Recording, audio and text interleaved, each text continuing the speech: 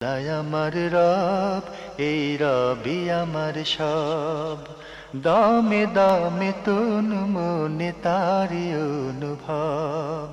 তোমার দুনিয়াতে আমি যেদিকে তাকাই, অথই নিয়ামতে ডুবে আছি সবাই।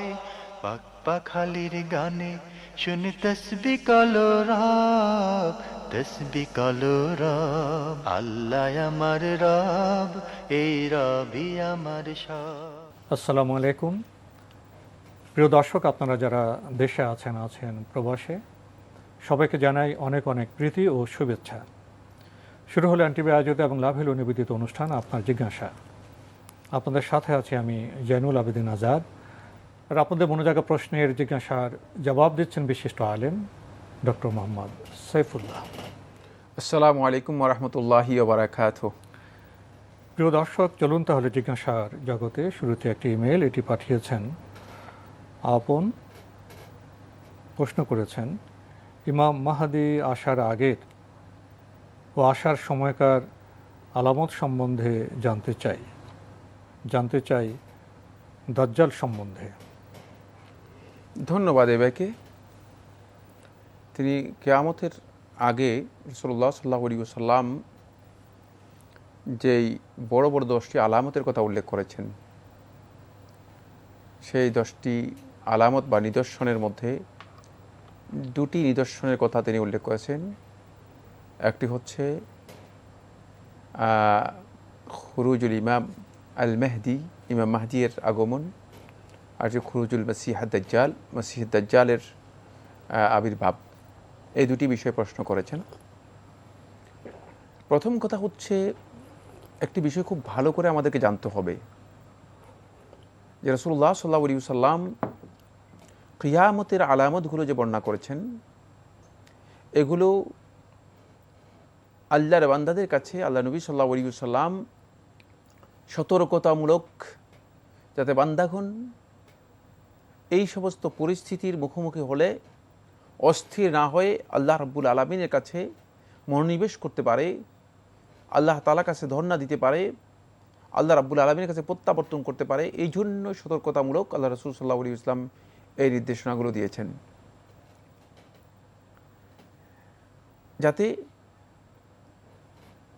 কিয়ামত পরবর্তী সময়, আসল সময় যেটি আমাদের জীবনের জন্য, মৃত্যু পরবর্তী যে জীবন রয়েছে, আখিরাতের জীবনের জন্য আমরা যথাযথ প্রস্তুতি নিতে পারি। ফলে জনৈক বেদুইন ব্যক্তি আল্লাহ নবী সাল্লাল্লাহু আলাইহি ওয়াসাল্লামের কাছে যখন আসলেন, তিনি প্রশ্ন করলেন যে আল্লাহ রাসূল সাল্লাল্লাহু আলাইহি ওয়াসাল্লামকে বললেন, মাতা সাআহ, যে কিয়ামত কখন হবে। বেদুইনের প্রশ্ন এমন যে ডাইরেক্ট আল্লাহ রাসূল সাল্লাল্লাহু আলাইহি ওয়াসাল্লামকে কিয়ামত কখন হবে এটি প্রশ্ন করে একটু বিব্রতকর একটা অবস্থা তৈরি করলেন। তো এই প্রশ্ন যখন করলেন, তখন রাসূলুল্লাহ সাল্লাল্লাহু আলাইহি ওয়াসাল্লাম তাকে প্রশ্নের উত্তর দিলেন না। প্রশ্নের উত্তর না দিয়ে বললেন, ভাব তো এমন মনে হচ্ছে যেন কিয়ামতটা কখন হবে, তাড়াতাড়ি করে হলে তো হয়তো একটা সুযোগ পেয়ে গেলাম। তো এই জন্য আল্লাহ নবী সাল্লাল্লাহু আলাইহি ওয়াসাল্লাম বললেন, মা জাআদাত তালাহা, যে কিয়ামতের জন্য কি কি প্রস্তুতি আছে বলো আগে। প্রস্তুতি কি আছে? প্রস্তুতি যেটা আমাদের জন্য খুবই দরকার। প্রস্তুতি যেটা, সেটা শুনাম। এটা খুবই ইম্পর্টেন্ট। আমরা অনেকেই মাহাদি কখন আসবে, মাহাদি বের হলো কি না, এই নিয়ে আমরা বেশি উৎসুক। এর জন্য আমাদের খুব বেশি কৌতূহল। দাজ্জাল কোন দিকে আসছে কি আসে নাই, এটা দাজ্জালের ব্যাপারে কে কি বললো না বললো, এটা নিয়ে আমাদের বিশাল কৌতূহল। কিন্তু আদৌ কিয়ামতের পরবর্তী যে সময়, যেটা নিজের জীবনের জন্য প্রয়োজন, উপার্জন দরকার, যেই অ্যাচিভমেন্ট আপনার জীবনের জন্য অপরিহার্য, সেগুলোর কোনো খবর আমাদের অনেকের নেই। ফলে এই সাহাবীকে রাসূলুল্লাহ সাল্লাল্লাহু আলাইহি ওয়াসাল্লাম প্রশ্ন করলেন যে কিয়ামতের জন্য আসলে তুমি কি কি প্রস্তুতি নিয়েছো, এটা শুনি। তবে বেদুইন ব্যক্তি হলেও আল্লাহ নবী সাল্লাল্লাহু আলাইহি ওয়াসাল্লামের সাহাবী হওয়ার কারণে তার মধ্যে একটা মনের মধ্যে একটা মনোবল ছিল অনেক শক্তিশালী, এবং তার বড় একটি প্রস্তুতি তার অন্তরের মধ্যে ছিল। সেটা হচ্ছে আল্লাহ নবী সাল্লাল্লাহু আলাইহি ওয়াসাল্লামের প্রতি তার অগাধ ভালোবাসা ছিল তার অন্তরে ভরপুর। ফলে সে সাহসিকতার সাথে নবী সাল্লাল্লাহু আলাইহি ওয়াসাল্লামকে কথা বললেন যে, মা আযাতুল্লাহ মিন কাসরাতি মিন সালাতিন ওয়া সিয়ামিন ওয়া সাদাকা, যে এর জন্য অনেক বেশি নামাজ, রোজা, সদকা, দান, খয়রাত, ভালো কাজ সেগুলো অনেক বেশি করতে পারি নাই, অনেক বেশি করি নাই, অনেক প্রস্তুতি এভাবে নিতে পারি নাই। কিন্তু একটা বিষয়ে আমি খুব বেশি কনফিডেন্স, একটা বিষয় আমার সবচেয়ে বেশি মজবুত মনে হচ্ছে, সেটা হচ্ছে ওয়ালাকিন্নী উহিব্বুল্লাহ ওয়া রাসূলাহ, আমি আল্লাহ এবং তার রাসূলকে বেশি ভালোবাসি। মানে তার অন্তরের মধ্যে আল্লাহ এবং তার রাসূলের ভালোবাসার বিষয়টি ছিল সবচেয়ে বেশি মজবুত। ফলে আল্লাহ রাসূল সাল্লাল্লাহু আলাইহি ওয়াসাল্লামকে যখন এই কথা জানিয়ে দিল, রাসূলুল্লাহ সাল্লাল্লাহু আলাইহি ওয়াসাল্লাম তার এই প্রশ্ন এবং প্রশ্নের উত্তর সবটার একসাথে সমাধান করে দিলেন।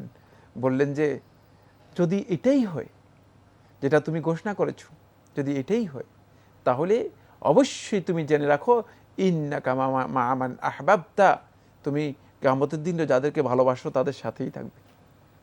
একটা সুসংবাদ পেয়ে গেল। এই জন্য আমরা অনেকেই এগুলো নিয়ে বিচলিত হচ্ছি। এটি সালেফদের মানহাজের পরিপন্থী, সালফে সালিহিনের মানহাজের পরিপন্থী কাজ হচ্ছে, সেটা হলো মানে কিয়ামতের আলামতগুলো নিয়ে ঘাঁটাঘাঁটি করা। কিয়ামতের আলামতগুলো মুগায়্যাবাতের সাথে সম্পৃক্ত বিষয়, অদৃশ্য ভবিষ্যৎবাণীর সাথে সম্পৃক্ত বিষয়, যেগুলো রাসূলুল্লাহ সাল্লাল্লাহু আলাইহি ওয়াসাল্লাম ওহীর মাধ্যমে জেনেছেন, আল্লাহ রাব্বুল আলামিনের পক্ষ থেকে জানানো হয়েছে রাসূলুল্লাহ সাল্লাল্লাহু আলাইহি ওয়াসাল্লামকে। আমরা এটা বিশ্বাস করি। আহলুস সুন্নাত ওয়াল জামাতের আকীদা হচ্ছে মাহদীর আগমন ঘটবে। আগমনের বিষয়টি আল্লাহ রাসূল সাল্লাল্লাহু আলাইহি ওয়াসাল্লাম মানে বর্ণনা করেছেন, কখন আগমন ঘটবে, যখন আগমন ঘটবে তখনই সেটার ফয়সালা হবে। তখন সেই বান্দাগণ সতর্কতা অবলম্বন করবে। তাদেরকে কি কি কাজ করতে হবে, দাজ্জাল থেকে আল্লাহ রাসূল সাল্লাল্লাহু আলাইহি ওয়াসাল্লাম বাঁচার জন্য কি কাজ করতে হবে সেটা করণীয় বর্ণনা রয়েছে। সেই করণীয় কাজগুলো করব আমরা। দাজ্জাল কখন আসবে, কোথায় আসবে, মানে এগুলো মানে নিয়ে দৌড়াদৌড়ি করার দায়িত্ব আমাদেরকে দেওয়া হয়নি। এগুলো নিয়ে দৌড়াদৌড়ি করা আমাদের কাজ নয়।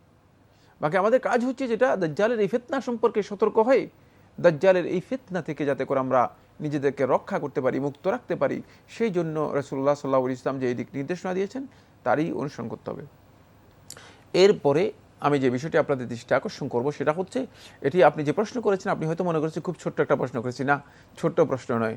কি এই ঘটনা ঘটার আগে, অর্থাৎ দাজ্জালের আবির্ভাব এবং ইমাম মাহদীর আগমন, এর আগে রাসূলুল্লাহ সাল্লাল্লাহু আলাইহি ওয়াসাল্লাম কিয়ামতের প্রায় 60টির মতো, 60 মানে 60টির মতো কিয়ামতের ছোট ছোট আলামত বর্ণনা করেছেন।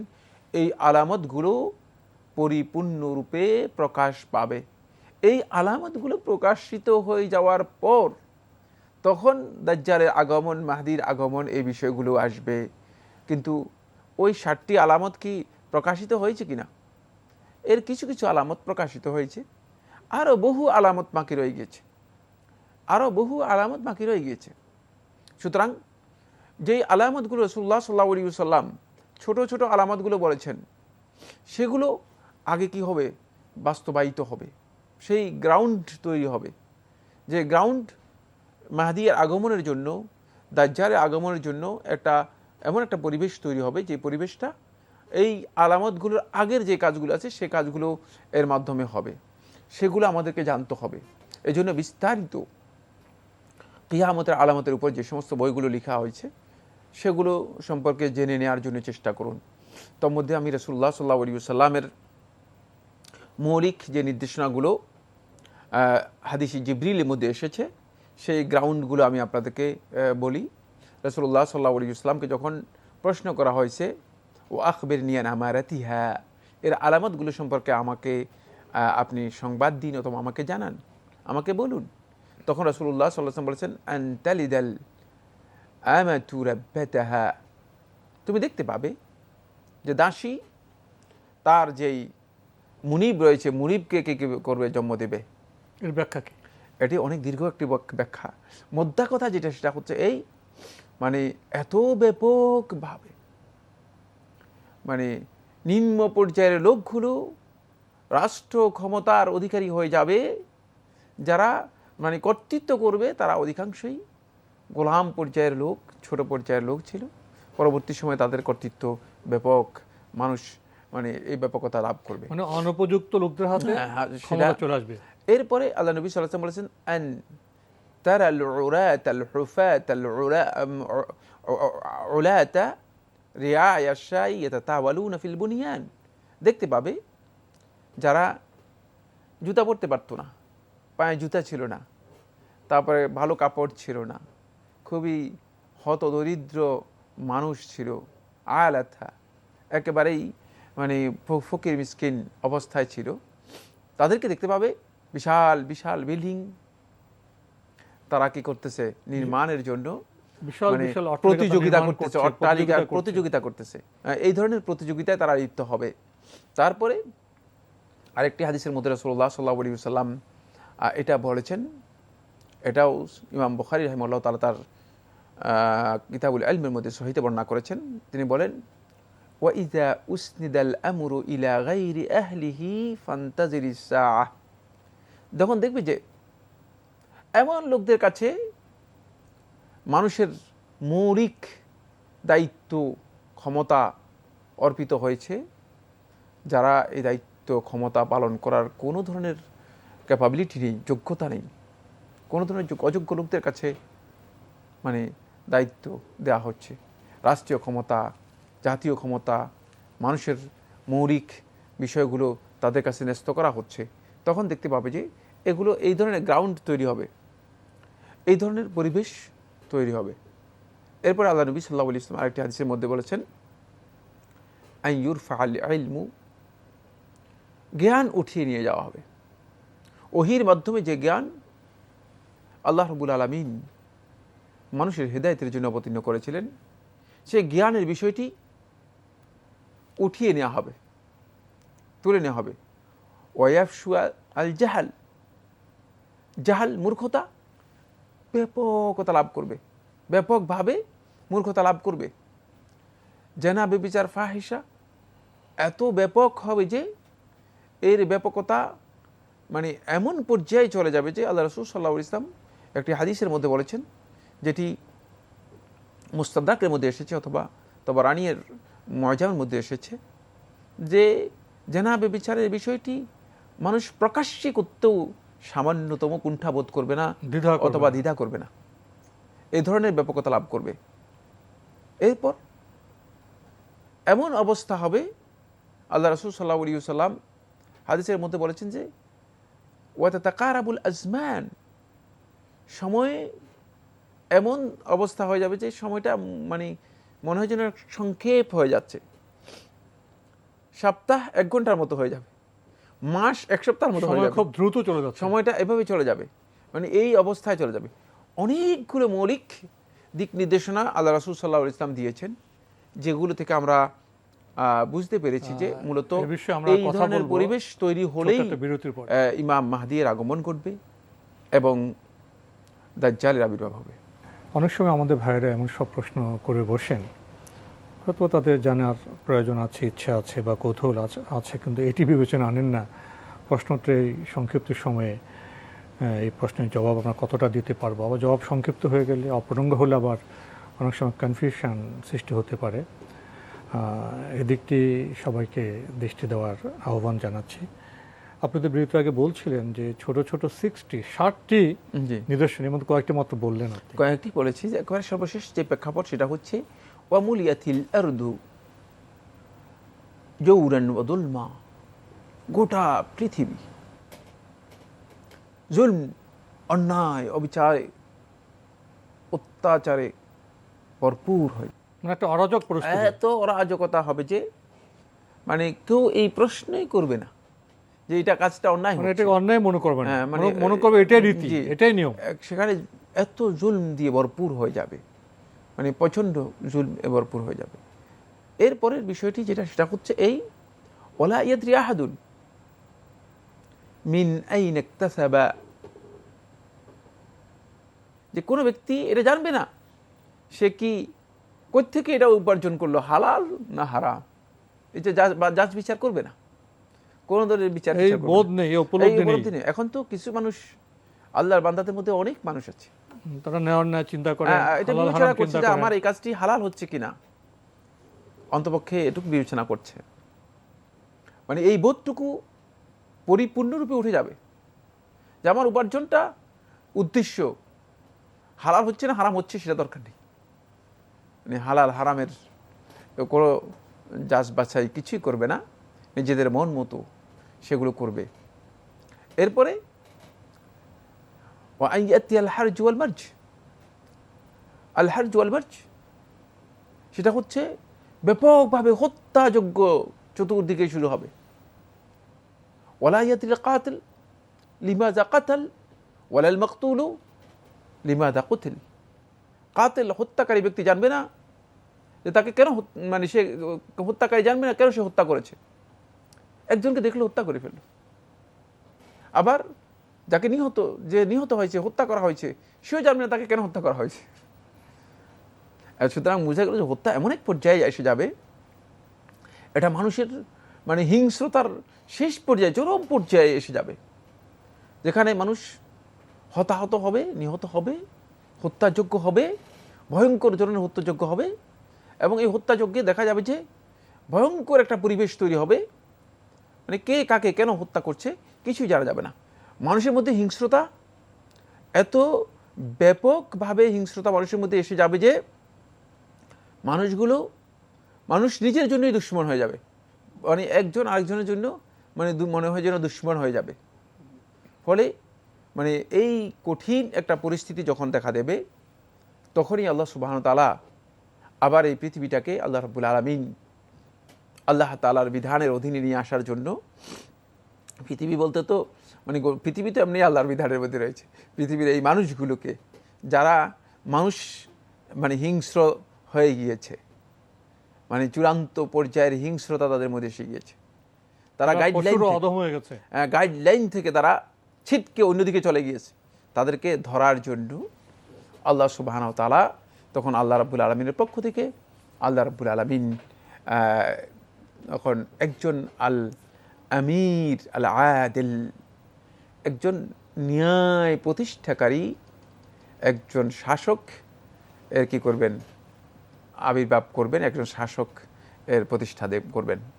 তিনি হচ্ছেন আল ইমামুল মাহদি, ইমাম মাহদি অথবা আল আমিরুল মাহদি। তিনি হচ্ছে আমির, যেটি সহিহ বুখারীর মধ্যে আমির শব্দ এসেছে, ইমাম শব্দ আসেনি। সহিহ বুখারী হাদিসের মধ্যে আমির শব্দ এসেছে, এখানে সবচেয়ে অ্যাপ্রোপ্রিয়েট শব্দ হচ্ছে আমির, নেতা, যিনি রাষ্ট্রপ্রধান হবেন, তিনি রাষ্ট্রপ্রধান হবেন, তিনি রাষ্ট্রের প্রধান হবেন। সুতরাং মানে এই জন্য তিনি মানে তার হাতে কর্তৃত্ব থাকতে হবে, কর্তৃত্ব না থাকলে তিনি কিভাবে মানে এটাকে কি করবেন, পরিপূর্ণভাবে কর্তৃত্ব তো থাকবে রাষ্ট্রপ্রধানের কাছে। সুতরাং তিনি সেই কর্তৃত্ব মানে ন্যায় ভিত্তিক একটা অথরিটি নিয়ে আত্মপ্রকাশ করবেন, একটা অথরিটির সাথে আত্মপ্রকাশ করবেন। তখন দেখা যাবে যে লোকেরা সবাই তার কাছে মানে বাইআতের বিষয়টি আনুগত্য গ্রহণ করবে, এবং সেখানে ঈমানদার ব্যক্তিগণ সবচেয়ে বেশি তার আনুগত্যের ব্যাপারে সফলতা লাভ করতে পারবে। এরপরেই পরবর্তী যে স্টেপ, সে স্টেপটা হচ্ছে খুরুজুদ দাজ্জাল। এরপরে দাজ্জালের আগমন ঘটবে, এবং দাজ্জালের আগমনের বিষয়টিও আল্লাহ রাসূল সাল্লাল্লাহু আলাইহি ওয়াসাল্লামের সহিহ হাদিস দ্বারা সাব্যস্ত হয়েছে। সুতরাং এই ক্ষেত্রে যে সমস্ত বন্ধুগণ মানে এ নিয়ে বিতর্ক তৈরি করে থাকেন এবং দাজ্জাল নিয়ে বিভিন্ন ধরনের বক্তব্য দিচ্ছেন, এগুলোর সমস্তই তাদের ব্যক্তিগত বিষয়। ইমাম মাহদি আসার পরে যদি দাজ্জাল এসে থাকেন, তাহলে দাজ্জালের আসা বিষয়টি স্পষ্ট, কখন আসবেন তো এটা জানা যাচ্ছে, এর আগে ইমাম মাহদির আবির্ভাব ঘটে যাবে। জি, তারপরে দাজ্জালের আগমন হবে। দাজ্জালের আগমনের পরেই ঈসা আলাইহিস সালাতু ওয়াস সালামের নুজুল হবে। ঈসা আলাইহিস সালাতু ওয়াস সালাম সরাসরি আসমান থেকে অবতীর্ণ হবেন। আর এই আসমানে গিয়েছিলেন, এই বিষয় আরোহণ করেছেন আসমানে, আবার অবতরণ করবেন পৃথিবীতে, আবার পৃথিবীতে এসে অবতরণ করে আসবেন ঈসা আলাইহিস সালাতু ওয়াস সালাম। আর এই বিষয়গুলো নিয়ে যতটুকু তথ্য রাসূলুল্লাহ সাল্লাল্লাহু আলাইহি ওয়াসাল্লাম হাদিসের মধ্যে দিয়েছেন, এর অতিরিক্ত বক্তব্য দেয়া এবং অতিরিক্ত ঘাটাঘাটি করা। আবার আমাদের একদল উলামায়ে কেরাম দেখা যায় যে অনেক মিথ্যা জাল হাদিস যেগুলো আছে, মানে এগুলো সম্পর্কে অনেক কল্পনা রচিত বিভিন্ন বক্তব্য জড়িয়ে গেছে এর সাথে, সেই বক্তব্যগুলো নিয়ে অতিরিক্ত বাড়াবাড়ি করা আমি মনে করে থাকি যে যোগ্য এবং হেদায়েতপ্রাপ্ত আলেমদের কাজ নয়, যোগ্য এবং হেদায়েতপ্রাপ্ত আলেমদের কাজ নয়। যারা সত্যিকার সালফে সালেহিনের মানহাজের অনুসরণ করবেন তারা এই কাজটি করবেন না। এভাবে শেষে আরেকটি প্রশ্ন করেছেন, ইয়াজুজ মাজুজ সম্পর্কে জানতে চাই। ইয়াজুজ মাজুজ সম্পর্কে সরাসরি কোরআন কারীম সূরাতুল কাহফ থেকে জেনে নেওয়ার জন্য চেষ্টা করুন। তারাও আদম সন্তানদের মধ্যে একটি গ্রুপ, যাদেরকে জুলকারনাইন বন্দী করে রেখে দিয়েছে। পৃথিবীর কোনো ভূখণ্ডে, পৃথিবীর কোনো অঞ্চলের মধ্যে তারা আবদ্ধ আছে, তারা ফ্যাক্ট অথবা লকডাউনে আছে, মানে বন্ধ করে, লকডাউন শব্দটা এখন পরিচিত, তো তাদেরকে লকড করে দেওয়া হয়েছে। লকড করেছে এটা কোরআন বলে দিয়েছে, লকডাউন যে কোনো সন্দেহ নেই, কোরআনে বলে দেওয়া হয়েছে। সে লকডাউনটার পদ্ধতি কী সেটা এই পর্যন্ত পৃথিবীর কোনো মানুষ তথ্য দিতে পারে নাই। এবং এই তথ্য অনেক পরে কি হবে, যখন তাদের আগমন ঘটবে তখনই এই তথ্য প্রকাশিত হবে। এই তথ্য প্রকাশিত হবে তখন কিয়ামতের আগেই তাদের মানে তারা আবির্ভাব ঘটবে এবং তারাও মানুষদের উপর, ইমানদার ব্যক্তিদের উপর বড় ধরনের অত্যাচার করবে, জুলুম করবে, কিন্তু সেটি অনেক দিন পর্যন্ত বিস্তার মানে প্রসারিত হবে না, দীর্ঘায়িত হবে না। এক পর্যায়ে তারা আল্লাহ রাব্বুল আলামিনের পক্ষ থেকে আযাবপ্রাপ্ত হয়ে ধ্বংস হয়ে যাবে, পরিপূর্ণরূপে সমূলে তাদেরকে ধ্বংস করে দেওয়া হবে। এবং সেটা আরেকটি দীর্ঘ আলোচ্য বিষয়। আমার মনে হচ্ছে এই বিষয়গুলো সম্পর্কে আপনি যদি ভালো করে পড়তে পারেন তাহলে কিয়ামতের আলামতের উপর অনেকগুলো বই বাংলা ভাষায় রয়েছে, সেগুলো থেকে জ্ঞান নেওয়ার জন্য চেষ্টা করুন। তো আজকে আমাদের এখানে শেষ করতে হচ্ছে। আপনাকে অনেক ধন্যবাদ। আপনাকে অশেষ ধন্যবাদ। প্রিয় দর্শক, আমরা দেখছিলাম এনটিভি আয়োজিত এবং লাভ হলো নিবেদিত অনুষ্ঠান আপনার জিজ্ঞাসা। আমাদের অনুষ্ঠান আপনারা এনটিভি অনলাইনেও দেখতে পারবেন, ভিজিট করুন www.ntvbd.com। এছাড়া ইউটিউবে এবং আমাদের ভেরিফাইড ফেসবুক পেজেও অনুষ্ঠান দেখতে পারবেন। শেষে এসে আমরা আজকে ইমাম মাহদি, দাজ্জাল, ইয়াজুজ মাজুজ প্রসঙ্গে প্রশ্ন পেলাম। এসব নিয়ে তথ্য সমৃদ্ধ বক্তব্য আছে, অনেক ইচ্ছা কাহিনী আছে, কৌতূহল আছে। তো আমরা বোধহয় পবিত্র কোরআনের সাথে আমাদের সম্পর্কটা কম, সেই হাদিসের সাথে আমাদের সম্পর্ক কম, সেখানে তো কিছু বার্তা আছে। আসুন আমরা পবিত্র কোরআন এবং সেই হাদিস অধ্যয়নে মনোযোগী হই, তাহলে আমরা অনেক কিছু জানতে পারবো। এবং প্রাসঙ্গিক গ্রন্থ রচিত হয়েছে, বাংলা ভাষায় অনুদিত হয়েছে। আসুন আমরা আমাদের সময় থেকে কিছু সময় সেখানে বিনিয়োগ করি। চিঠি লিখুন, প্রশ্ন পাঠান আমাদের ঠিকানায়। পরিচালক আপনার জিজ্ঞাসা, এনটিভি, বিএসসি ভবন, 7ম তলা, 102 কাজী নজরুল ইসলাম এভিনিউ, কারওয়ান বাজার, ঢাকা 1215। আপনারা ইমেলও করতে পারেন। আমাদের ইমেল অ্যাড্রেস আপনার জিজ্ঞাসা @ntvbd.com। প্রিয় দর্শক, মহান আল্লাহ আমাদের সবাইকে নিরাপদে রাখুন, রাখুন শান্তিতে। আসসালামু আলাইকুম। আল্লাহ আমার রব, এই রবি আমার সব, দামে দামে তুন মনে তারি অনুভব। আল্লাহ আমার রব, এই রবি আমার সব।